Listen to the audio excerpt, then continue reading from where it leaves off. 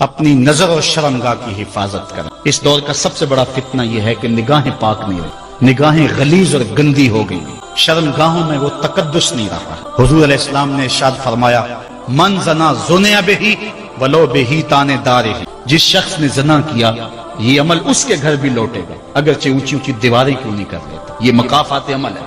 گندم از گندم بروئے جو ز جو، از مکافات عمل غافل مشو۔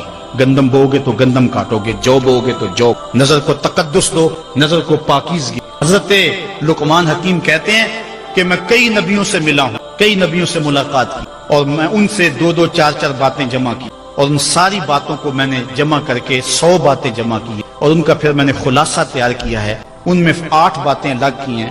ان 8 باتوں میں ایک بات یہ ہے، جب کسی کے گھر جاؤ تو نظر کو حفاظت میں رکھو۔ جس شخص کے مہمان بنو، جس کے گھر جاؤ، تمہاری نظر نہ بھٹکنے پائے۔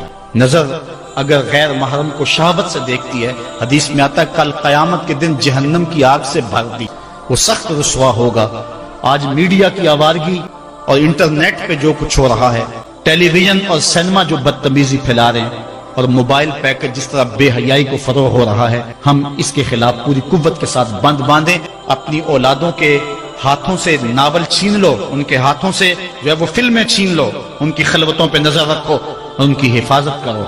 جس شخص کی نظر پاک نہیں ہے، اس کے من میں طہارت نہیں آ سکتی، دل پاک نہیں ہے، اس کو جو ہے وہ باطن کا نور نصیب نہیں ہو سکتا۔ وائے قوم کشتائے تدبیر غیر، کارے او تخریب خود تعمیر غیر، از حیا بیگانہ پیرانے کہن، نوجوانہ چوں زنا مشغول تن۔ کتنی حکمت والی بات کہی اقبال نے۔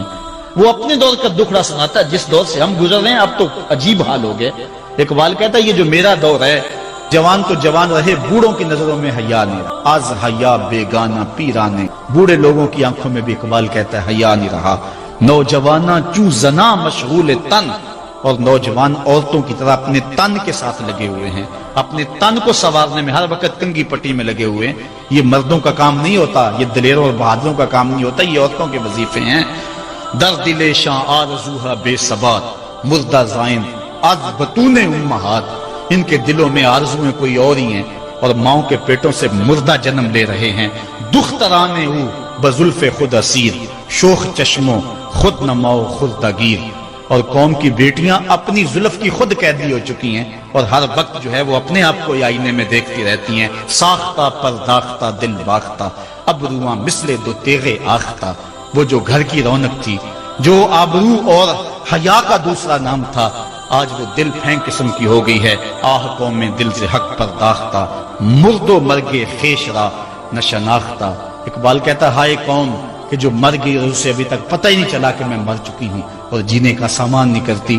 حضور نے فرمایا ہر دین کی کوئی پہچان ہوتی ہے، میرے دین کی پہچان حیا ہے۔ اگر حیا نہیں ہے تو دین۔ حق ادا کرنے ہمارے اوپر لازم ہیں، ان میں سے میاں اور بیوی ایک دوسرے کے حق ادا کریں۔ یہ ہمارے معاشرے کی ایک بنیادی اکائی ہے۔ اگر میاں بیوی خوش ہوں گے تو گھر خوش ہوگا، دو خاندان خوش ہوں گے، رشتہ داری کے اندر حسن پیدا ہو جائے گا۔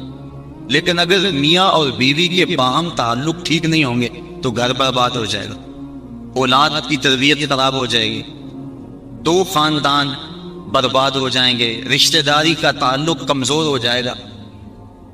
تو شریعت اسلامیہ نے اس کی سخت تلقین کی۔ ایک صحابی نے عرض کی حضور بیوی کا حق کیا ہے؟ ما حق المرأة علی الزوج، عورت کا حق خامند کے اوپر کیا ہے؟ تو حضور علیہ السلام نے فرمایا کہ جو آپ کھائے وہ اس کو کھلائے۔ یہ نہیں ہے کہ میاں اور بیوی کے کھانے میں اور ان کی غذا میں فرق ہو، جس طرح کا کھانا خود کھائے اس طرح کا اپنی بیوی کو کھلائے۔ اور دوسرا فرمایا کہ جس طرح کا خود لباس پہنے اس طرح کا اپنی بیوی کو لباس پہنائے۔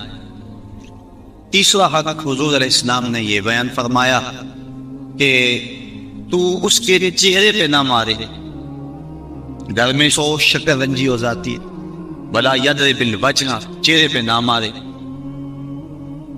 آقا کریم علیہ السلام نے فرمایا لا تضربوا اماء اللہ، اللہ کی لونڈیوں کو مارو نہ، منع فرمایا گیا۔ بعض مرد اپنی حاکمیت جگانے کے لیے اپنے تغلب کو ظاہر کرنے کے لیے عورت پر تشدد کرتے ہیں اور سمجھتے ہیں کہ یہ ہم نے بڑی بہادری کی ہے، یہ کوئی اچھا کام نہیں ہے وہ جو اس نے کیا ہے، شریعت نے روکا ہے، منع کیا ہے، عورت مارنے سے درست نہیں ہوگی بلکہ معاملہ اور خراب ہو جائے گا۔ عورت کو بارے میں حضور نے ارشاد فرمایا